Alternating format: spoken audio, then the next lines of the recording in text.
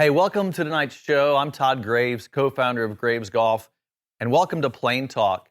Tonight, we're going to talk about the basic single plane golf swing and how I made a discovery back in the day when I was trying to figure out one very important thing about Mo Norman's golf swing, which was, how can I feel exactly what Mo Norman is doing in the single plane swing? Now, that was a very important question to me because think about it this way, and I always kind of laugh at when I look back when I was learning Mo's swing, as the goal is really to find out how to learn what he was doing and then feeling. I used lots of video. Spent lots of time studying, obviously, Mo's swing and spending time with him. But here was what was really significant about that time was one thing. If you ask this question about, why was Mo the greatest ball striker that's ever played the game, and recognized by Tiger Woods and Vijay Singh and Lee Trevino and Ken Venturi, all these guys recognized Mo as one of the greatest ball strikers that's ever lived. Now, the real answer to that is not how did he have this great golf swing, but how did he deliver the club to impact more consistently and more precisely than any other player that's ever lived? Because impact is the most important moment of the swing. So, if you really think about it, if I can take the club and I can deliver it to this most important moment, impact, consistently to the same spot, and think about that for just a minute, the club's coming just to impact the exact same way every single time. If I can do that, you can hit a golf ball longer, you hit it straighter, more accurately, and because the club's in the same spot, you hit it more consistently in your distances. All those things matter when it comes to ball striking. So what's interesting about Mo, he did all those things better than anybody that's ever lived. And I had that question, how did he figure that out, right? How did he figure out how to get the club to impact? So one day, I was on the video, I was using video, and I was studying Mo's swing like I always did. But, back in the day, it wasn't as easy as today where you can grab your iPhone. I had a TV screen, and I was looking at the TV screen. I had a VHS player, the old VHS players where you put the VHS tape in. And I'm playing the video, and I'm kind of looking at it, and I kind of noticed something. I noticed that when Mo took the club away, that there was a particular way he took the club back. Like I was watching his backswing. I just started drawing some lines. I'm going to show you this in just a minute, that I discovered the pivot point. In other words, there's an area in your body just above your lead hip where even though I'm right here, I still refer to that point in my body. Even right here, believe it or not, I still have a reference point to the lead side of my body. And as I come down, obviously, you'll notice at impact that the club is going to the lead side of my body again. So throughout my golf swing, I have this area on the lead side of my body that the club references when I'm swinging at address, in the backswing, even in the through swing. And what's interesting about that is, isn't that where the club is pointing at impact? So in other words, I have the ability to reference impact, that most important moment, at every moment in my swing. This was a huge discovery for me. So I want to start this webinar by talking to you and showing you a video. I went to the range and I want to show you exactly how this pivot point and this club-to-body relationship works. When I saw Mo Norman hit a golf ball for the very first time back in 1994, one of the first things I recognized was just how pure the contact of the golf ball was, how straight he hit it, and how efficient his golf swing was. And I remember sitting there, and I used to take video of his swing because one of my ambitions was to figure out a way to just feel exactly what Mo was doing in his golf swing. Like this, Todd. Now, if you kind of step back a second and you think about, well, what makes a great ball striker? What made Mo Norman a great ball striker? And it's what I call the club-to-body relationship. Now, what exactly is a club-to-body relationship? Well, think of it this way. Think of it as the most important moment of a golf swing is impact, the moment you strike the ball, right? So if I can get to impact in the most efficient way, consistently, same spot, same position, same shaft position, then I can be a great ball striker. But that's why Mo was a great ball striker. So when I took video of Mo that day, when I watched him on the range, I took it home with me, and I studied the video. And my ambition was to just feel what he was doing with the movement of the golf club. What is his club-to-body relationship? How is he getting the club to return to impact in the most consistent way? And that was my goal when I watched that video. But then I made a discovery. And the discovery was this. If you take a look at Mo and see what he's doing at address, and he sets up with a golf club, you see how the club points to the lead side of his body. So if you draw a line on the club, it goes up to the lead side. Now here's what became really fascinating about what I saw. As Mo started taking the club into the positions of his backswing, I drew a line, then I draw another line, then I draw another line, and I draw another line. And as I kept drawing these lines, I noticed that all the lines intersected right above his lead hip. It was very interesting. That entire club-to-body relationship was always pointing above his lead hip. But here's what became even more fascinating. As he took the club to the top, you notice that obviously there's an angle between his arms and the club, and that is no longer pointing at that pivot point. But when he released his hands, you'll notice that it touches him right there at that exact same point. So in other words, even throughout that entire backswing and at the top of the swing, he had a relationship to this point. Well, why is this so important, this point? Because that's exactly where the club will be relating at the moment of impact. That's what I call the lead side club-to-body relationship. Now, watch when I demonstrate this, and I'll just do it with my left hand. You're going to see that if I maintain this relationship, it always returns to the exact same place on the lead side of my body. So I'm getting the exact same shaft angle, the exact same shaft position, and the exact same position and impact. This was one of the absolute secrets to Mo's ability to return the club to impact, was how he was keeping the lead side relationship. And it did something else as well. So now I noticed, well, he has this amazing ability and this relationship of club to body that when you do it, when you look it down the line now, when he takes it back, if you keep that relationship, the club moved exactly where he was putting it on plane. This solves the swing plane equation, and you don't have to think about your swing plane, because as long as you have the lead side relationship, you have the club on plane. Now, one final note here is the genesis of how I designed the single plane position trainer. One of the issues you're going to have is make sure you hold the club correctly, and that's why I designed the single plane trainer. Basically, it's a long extended shaft that when you hold it correctly, and it has enough flexibility in here. You want it to have a little flexibility. You don't want it too rigid, because it's going to be bumping you in the side.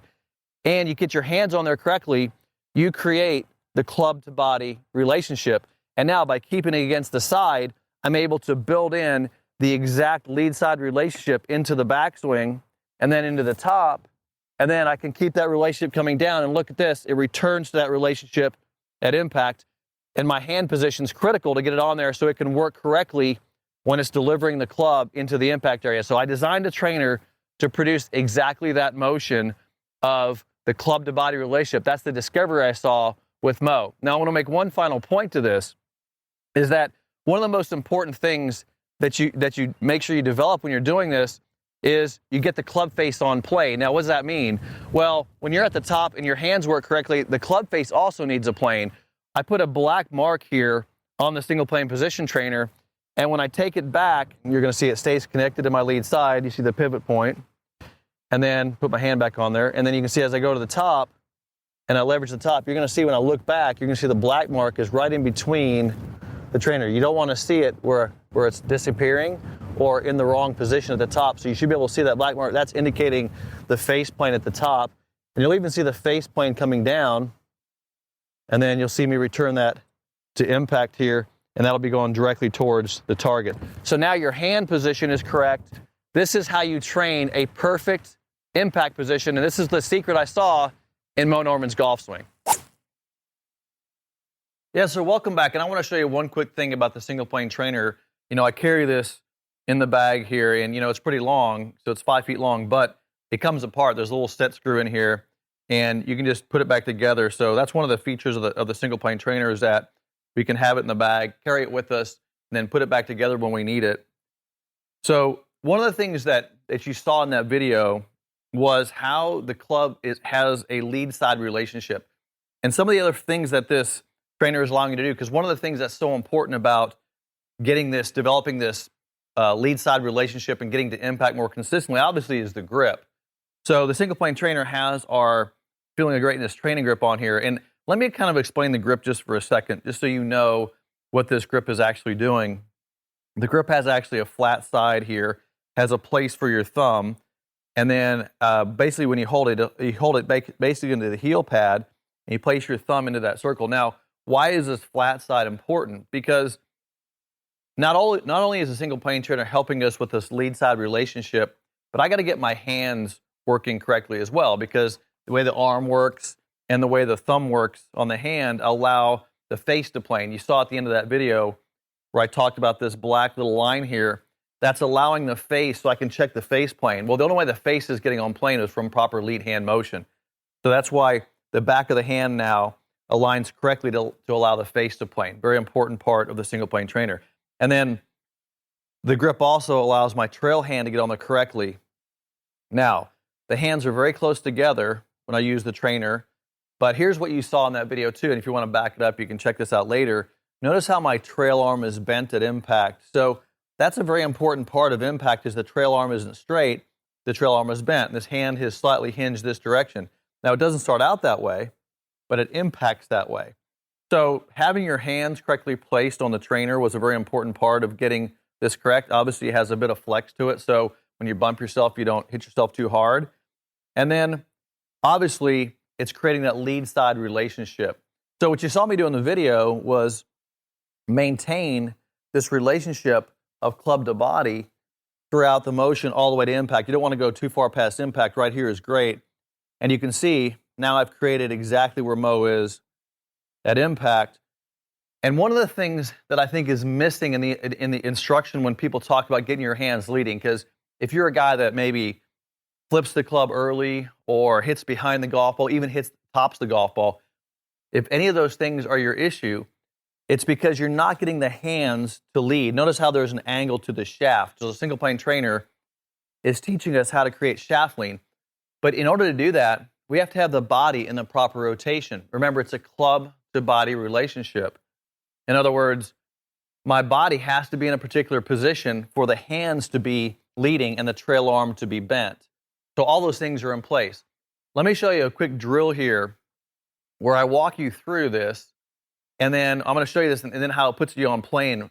So one of the drills, and you can find this in our Graves Golf on Demand. I'll put a golf ball here. I use my alignment trainer when I do this. I'm putting a ball down here at iron ball position, and then I put one about 6 inches back, 6 to 8 inches back here, and then take the single plane trainer and go straight back, one single plane trainer length, and then go 1 foot to the inside. So basically 12 inches from there to the inside. So you're getting kind of a little station build here. So I have the ball that I'm actually hitting. I have the ball that's behind it, so a few inches behind it. I go 1 trainer length back and then to the inside. So what I'm going to do here is kind of train my backswing and my downswing to give me the feeling, remember the feeling I'm trying to get of most positions. Now notice at address that the single plane trainer, because it has this lead side relationship, is not pointing at the ball that I'm hitting. Keep this in mind. It's behind that. Now, when I go to take a backswing, I'm just going to turn away, and there's that first move. So that first move. Now, notice when I do that, my hands aren't hinging the club. I'm not picking the club up. It's not arms only. It's everything turns together to go, and I'm just pointing, and I can do it without looking at that ball. Just turn, and I'm keeping the same relationship.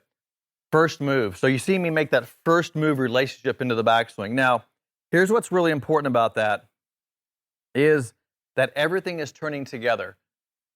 And so one of the things that the single plane trainer really helps me with is it helps me get everything moving together, because I still have the club to body relationship in the first move. And then I'm going to keep turning, and I'm going to fold my arm up, and when I hinge up, it points at that ball. Okay, so now I'm pointing at that ball at the top of my swing. I'm going to blend that together really quickly. So I'll go to first move to the top. I'm going to hold that just for a second. Now, that's what puts me on plane, because when I go into that first move and I go to the top, you'll notice that single plane trainer is directly on the plane where it started. It's on the same plane from here to the top. So remember earlier when I talked about this, if I get the movements correct, then I get on plane. Now, here's why that's important. So, some people say, well, why is swing plane so freaking important? Because I have a lead side relationship. Think about it this way. If I took the club back and it was straight up and down, see how if I unhinge it, see how it hits me in the leg? Well, I can't get the handle to the lead side because it's not on plane. So what happens is I've lost my impact relationship. What if I had the club flat at the top? So what if I'm at the top and I'm flat? Same problem. See, this would hit me in the shoulder if I unhinged it, right? So now I have to basically reroute the club to get it to the impact relationship. So not only is it teaching me the first move of the swing, it's absolutely teaching me how to get it on plane. Now, what I like to do is after I've gotten the feeling for this, remove that ball, because a lot of people get caught up in kind of stopping. And now I'm just going to work on first move and then blend to the top. I go to position 3, and then watch this. I should be at the first ball now. So it goes position 1, position 2, a transition to position 3, and then when I impact, I should be pointing at the first ball, and my arm should be bent, and I have the lead side relationship built in. And notice I'm also rotated. So my body is open. You want your body to be open. I cannot get to that first ball if my body doesn't open up, right? I got to have my body open. So this is not just teaching arm motion. It's teaching body motion as well. Now, I want to show you a quick video where I do this on the range and I blend these positions together. So a couple of things I like to do with the single plane trainer, and this is really something I use on a daily basis. It gives me the feel of the lead side relationship, the club to body, and it gives me that connected feel of how I stay connected. But one of the things that I like to do with the single plane trainer is it's teaching me the relationship of the club to my body. It's teaching me the lean of the shaft. And let me explain that for a second. You'll notice that when I set up, that the club, my hands are forward. It's making this alignment with the lead side of my body and the lead shoulder. It's creating a push forward of the hands, creating what I call a shaft lean. When I look down, the shaft is angled to the lead side of my body. That's where you want it. That's where it's going to be at impact. Now, I'll take the club. This is the first thing I'll do with it, is I'll take the club and just make sure that it has the same lean as the trainer. So I can obviously do that and then drop the single plane trainer down and hit a shot. And I can feel the initial club to body relationship right at address. That's just a nice way to practice. The other thing I like to do is what I call blending. So you'll notice that the goal of this trainer is to make sure it creates the lead side relationship. And so what you see here is it's maintained in that first part, then I go to the top, and then I come down and I return. Well, you don't always want to stop. You don't want to just stop your swing, go to the top. I want to blend it together. So after I get that feeling, see that first initial feeling, which I believe is one of the most important feelings of the swing, is that first move. So here's my first move. Then I'm going to blend it. Then I blend it to the top. And so what it's staying connected and then blending. So now that's exactly how I train my swing. And then I can blend my downswing. So I go to the top. Now here's the downswing. There's position 3 in impact. Backswing. Now I'm going to blend it all together. Now I'll blend it. And I hold the impact. Blending. So you don't want to just stop. That's the first way to start. Then you got to put it all together and blend it together. And now you've created a perfect lead side relationship. And after you feel that a few times, you grab a golf club and you try to emulate that exact feeling. So now I'm going to blend my backswing. You can even do a few reps like this of that same feeling. I do it all the time. And then I'm going to blend it all together and hit a shot. It's a great way to use the trainer, creates the lead side relationship, makes you better at impact. You know, one of the things that is so important is position 1. And I want to kind of refresh your memory on this, because if you've never seen my instruction before, we do a lot of measuring of the golf swing. And position 1, in the first move, and I'll go through this in a second, the first move is such an important movement in the swing. And I'll give you a little bit of data on it, not that you want to get too much into the science of everything, but people kind of take the first move for granted a lot of times. In other words, how the club makes its first 1.5 foot track in the backswing. And let me kind of just go through it with a golf club first, because the first move of the swing looks like this.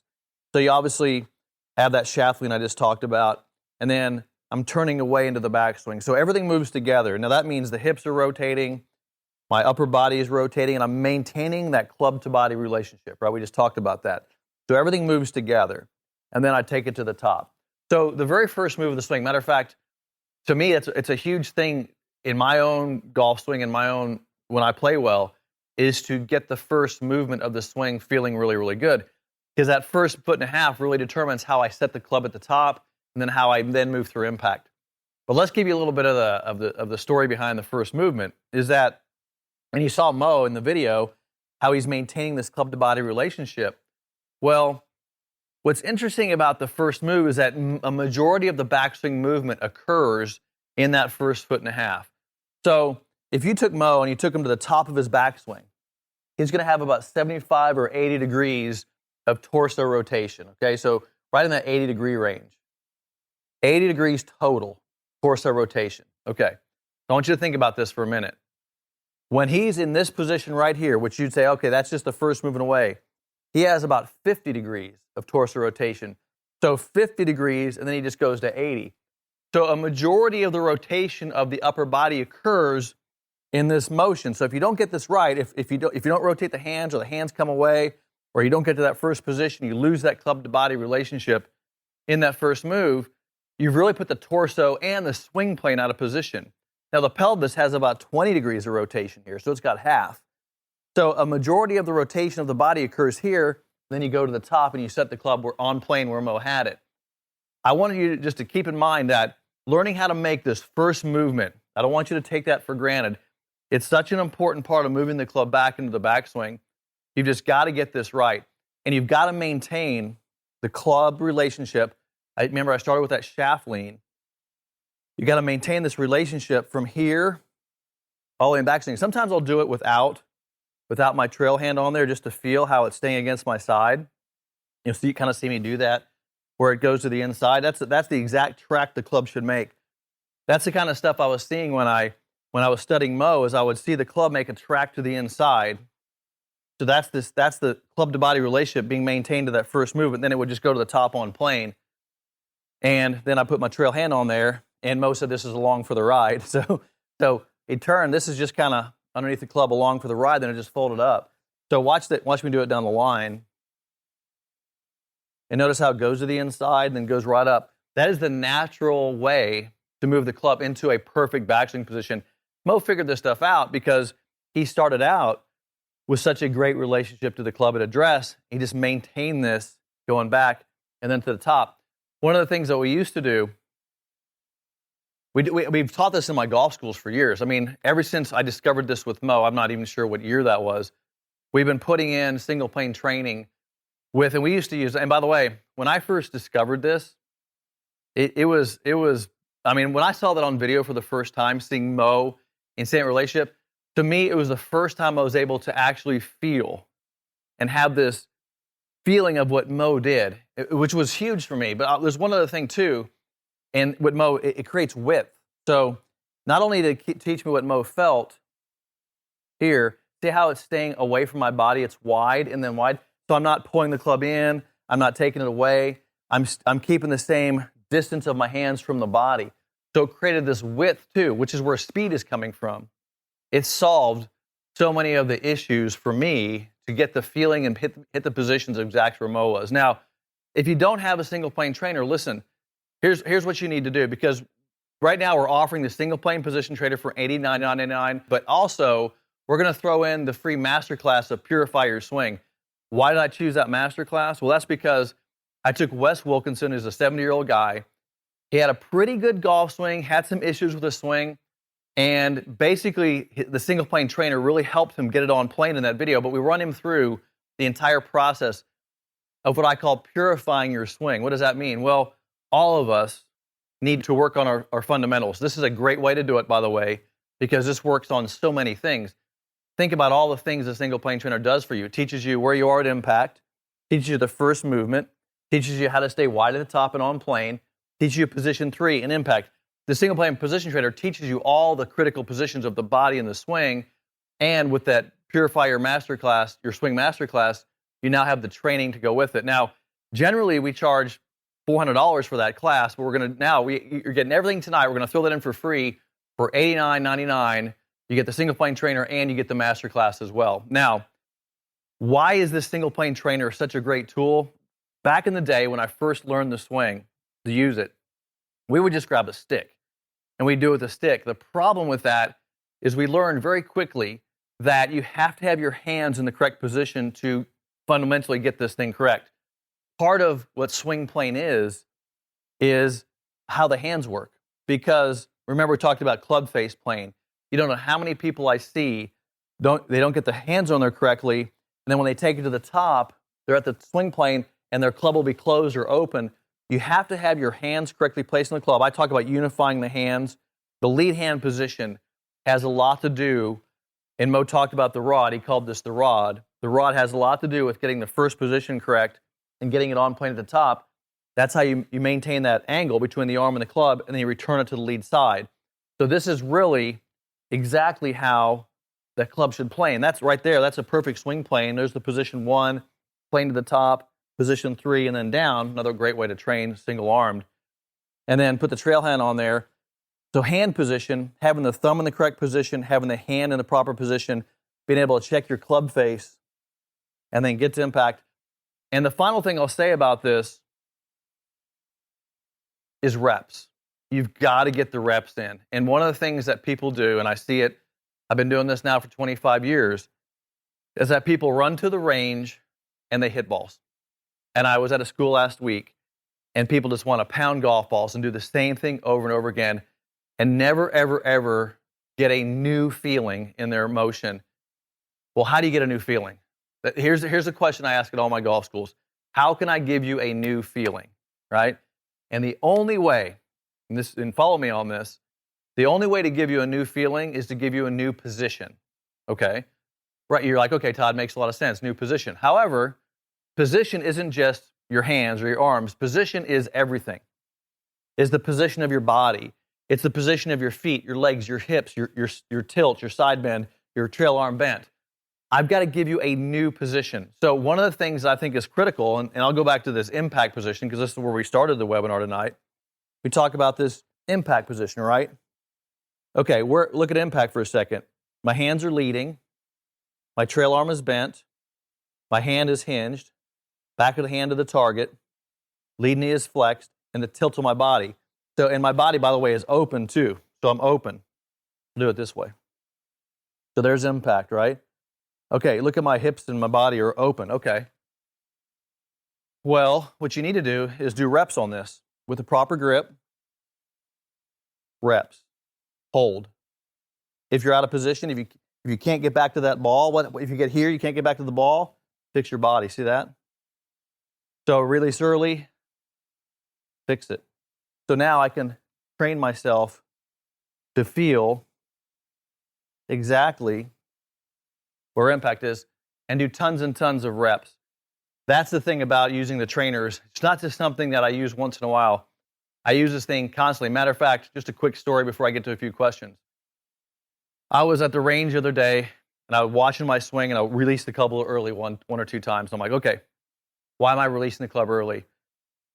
Got my bag. The very first thing I grabbed out of my bag, my single plane trainer. And the reason I was releasing early, which is very interesting, because this is why I release early, I was getting too much lean. When I get lean, see how the club goes a little bit early? See that, what I just did? So I'm releasing early, and I get in the right position, look what happens. So the single plane trainer immediately fixed me because I was doing this, can't get to the ball. Now look at my body position, not as leaned back, more on top of it, more in the correct position. So I solve my swing issues using the single plane trainer because it gives me the feeling of body position, not just swing plane, but body position as well. Do we have a couple questions? So question, what are your thoughts on the interlocking grip? All right, so the interlocking grip, and a lot of people talk about the different types of grips. The grip that we recommend is an overlapping grip. Let me kind of explain why. And those of you new to single plane, here's the thing about the hands. The hands do not move the golf club, all right? So you're not moving the golf club with the hands. They're just clamps on the club. And if I ask you the question, how do the hands move the golf club? And if you say, well, Todd, they do this, that's actually the wrists moving the club. So the wrist, that's wrist action and arm action. That is not hand action. The hands are simply just clamps on the club. So the question becomes, what's the best place to place these clamps on the club? And then you have to ask the question, well, how do you put the club inside the clamps? So the function of this hand is to allow this arm, and notice how I use those terms together, hand versus arm, because the body is a machine. It's working. How I grip the club is related to arm rotation, arm hinge, and even shoulder, and then body position. So you can't just say, okay. And one of the things, as you see, and if you follow our instruction, or maybe you're new to all this stuff, I'm not a guy that says, well, just put the hands on the club correctly. I always talk body position as well. So I got to put the body in position. So the ideal position of the lead hand is when my body is tilted, is to allow my arm to be in its full range of motion and then grip the golf club. And so now you're seeing a lead arm and club alignment, but the back of the hand is square with the face, and the hand, this is the heel pad. So the club is sitting into the heel pad to do that. Now, why is that important? Well, that's important because the function of this arm is, we just talked about this, go into position one and then go to the top and produce this angle, but in the proper way, okay? That's what the single plane trainer was showing you a second ago. Now, interlocking is this. Interlocking is when you take this finger and you interlock. The problem with interlocking, and look, I've seen people have some success with it, but it causes one big problem. It puts the hand on top of the club too much, and it puts pressure in different places of the hand. So now look what happens. The club is no longer aligned with my trail arm. And if the hand interlocks on top and goes into a rotation this direction, I have to have a rotation this direction. So it creates a rotation. What we recommend, so I don't like the interlock because it puts pressure in the wrong place and it puts the hand in a top rotation. The ideal way to grip a golf club is when that body is tilted to just set the pinky on top of the index finger of the lead hand and just wrap it around. Notice I gently wrap it around because there's not a lot of pressure in there, and the pressure point is really where this training club, you can see where my index finger is, wrapping it around there. So the pressure is on the end of my hand, the index finger, right here, right there. And then now, it allows the hands, and here's the key to it, allows the hands to work together. So in other words, it allows the wrists to work together and then the arms to work together. So when I go back, I take it to the top, so now they can all work together, and the overlapping is the best way. Now, 10 finger also works. The problem with 10 fingers, I see way too many people get this hand in this rotation, this hand in this rotation. Now they're out of position. Both hands are out of position. So 10 fingers bothers me as well.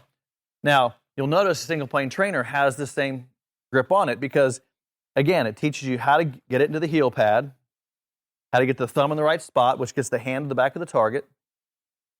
It gets the trail hand overlapping, gets the trail hand in position. And now I have the perfect grip, which allows, if I have a perfect grip with my perfect tilt and my perfect swing plane, I have my perfect body position and perfect rotations. All those things work together because of a correct hand position, because it's not really hands, it's wrists, arms, shoulders, and body position as well. Next question. So next question. So Mo said in and up and never around. What do you mean by in and up? So here, that's a great question, especially it really relates to single plane trainer. So I want to talk about what in and up feels like, because that's exactly what this teaches you. What is it? What is in and up? And then obviously what would around mean if the club goes around you? So look, the single planer does exactly what Mo just talked about. In is when everything goes together. But remember, that's where most of the rotation occurs. When then from here, when I rotate in, yeah, it's going to feel like it goes up because this is where the arm folds and there's less rotation of the body and the arms come up, because when the arm folds, it goes up, right? This is an upward motion. So you have the inward, no hand hinge, and then the arm folds and takes you up. So in and up. It's exactly what the single plane trainer works on. Now, around would be this. And look, around is when you don't get the up, right? Around would be if I took the club over here and didn't get the upward motion. So around is anytime I go too much. Around is also too much rotation. And I see this a lot where people will You see, remember position 1 with the single plane trainer? So instead of being in position 1, they just keep going. And then the club's over here, and then they take it to the top. So it goes too far around, which we call flat. That ball position, I'll just do it again for you here, because that's why this single plane trainer is such an important training device, is because I'm going to go ahead and put this down here so you can kind of see the station again. And you can review how I set those balls up in some of our training. So I have that ball back there, so watch. So I go in, and then I'm pointing at that ball. Then I'm going to point this end at that ball. It goes up to do that, okay? If I went too far in, I'm behind that ball, then I can't go up. So I'm too flat. So this is exactly swing plane. And remember, single plane trainer is teaching you swing plane. So anything that's around is not on plane.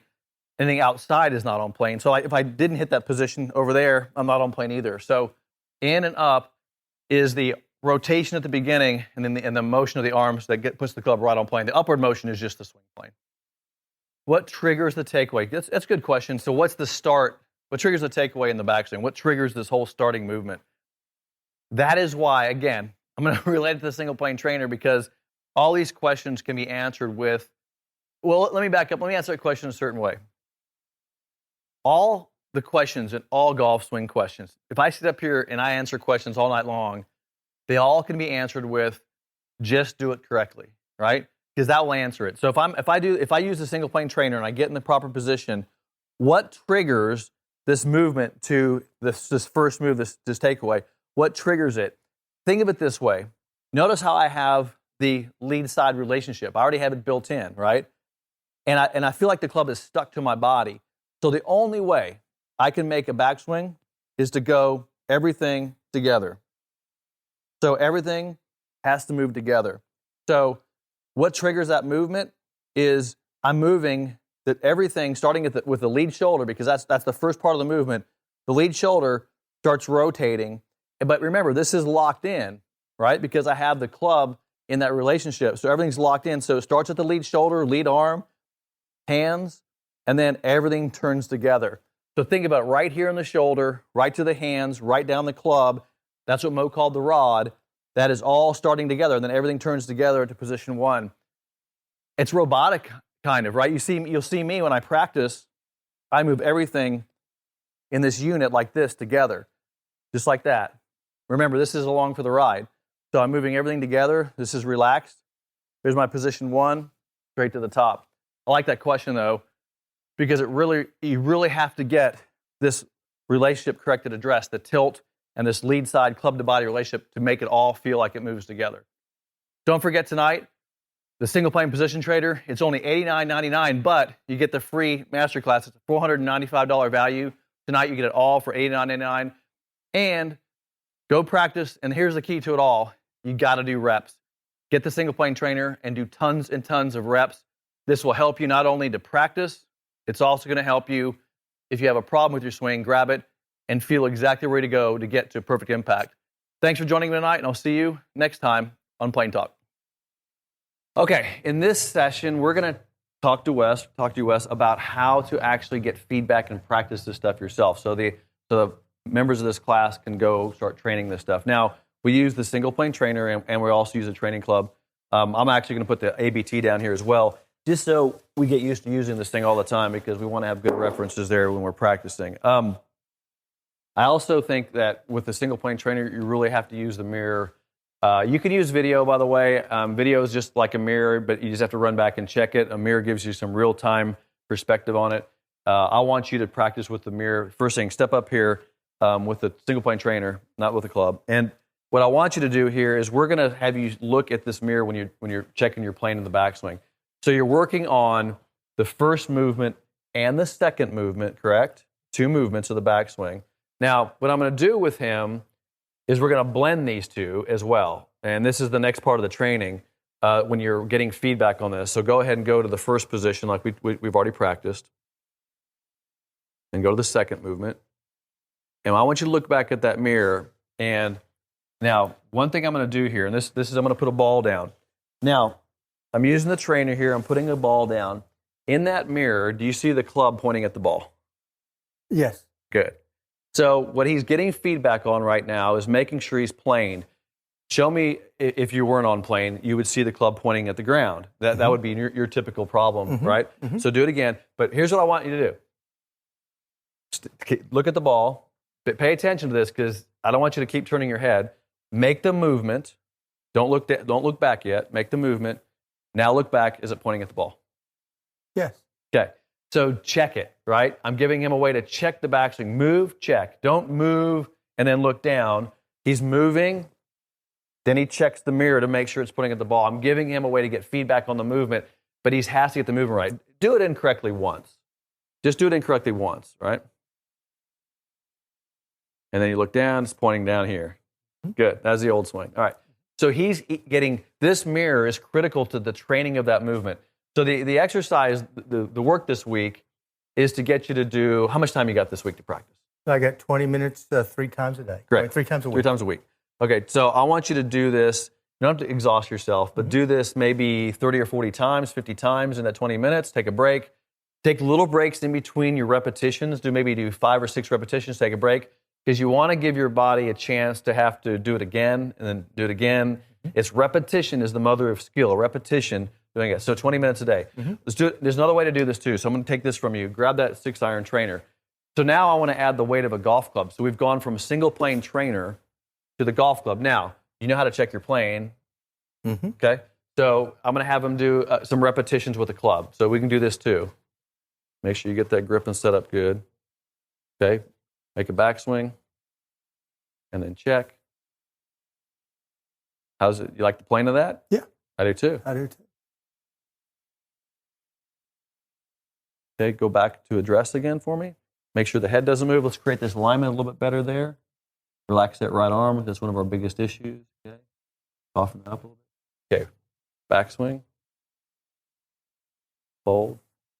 Okay. Now work on it in 2 parts for me real quick. Just do the 2 parts, 1 and 2. Let me step over here for a sec. Hands up a little higher. Good. 1. Now 2. Great. Fold. See, just work on that fold a little bit more on that. So you're not trying to turn it back.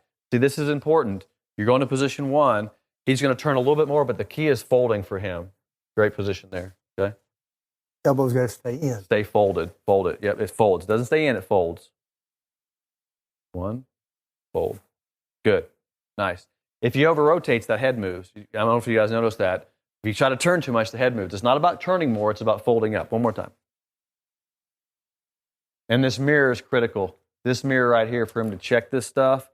Go 1, 2, take a look. You like it? I like it.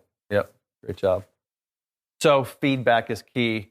And he's not hitting golf balls. He's training movement right now. If he does this 20 minutes, 3 times a week, next week when I see him, we're going to test him and see if this works. We're going to make sure you're hitting that position, top of your backswing. Now, what I'm going to do here is I'm going to grab a camera. I'm going to take some video of you doing that in the next video. I'm going to grab some video and I'm going to do an analysis before and after where we were today so we can see him compared to swing plane. Okay. All right. So we put a GoPro on Wes. Now, this is really cool because what we're going to do now, Wes will be able to look down when he's training and getting feedback. And now you can see what he's seeing as he's training. Now, what he's doing, remember, is he's setting up. We're going to see what his setup feels like and looks like. And then he's going to take it back and he's going to check. And you're going to see what he's checking on the video. All right? So go ahead and set up there, Wes. And what you're seeing in here is his view of the setup position. And I'll even come in here and make some adjustments if I need to. So I like him to get that face a little more square there. Okay? Perfect right there. Okay? Now, Wes is going to make that backswing. Stay looking forward. Don't look at the mirror yet. So go 1, and then 2. And now he's going to turn his head, and you'll see me in the mirror, and you're going to see the club shaft. He should see that club shaft pointing right down at the ball, right?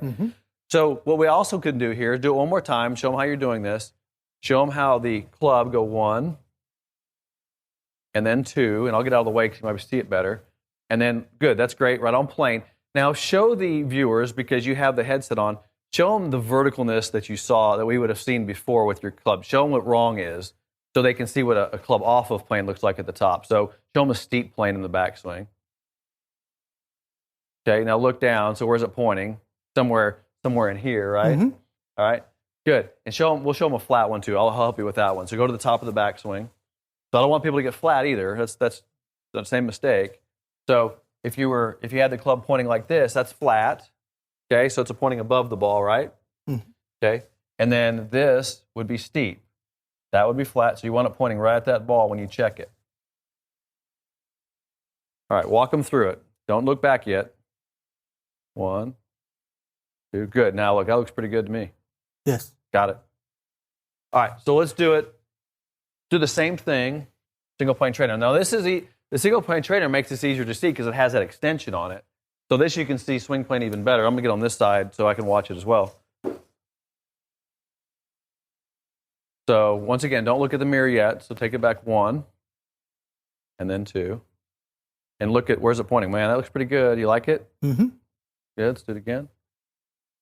So the completed backswing should point on the plane of the golf ball. It looks a little flat there. Do it again. Don't look forward. Don't look back yet. 1, and then 2. There. Now look back. Like that? Yes. Great. One more time. You're getting a little flat, so don't get flat either. I don't want you to be flat. That looks nice. Like that? I like that. This is fabulous training. Why is this so great? Because he's getting feedback on motion to get the club on plane. He's learning how to rotate, get his arms positioned. And here's the thing, he's not hitting golf balls. He's training his backswing. Great job.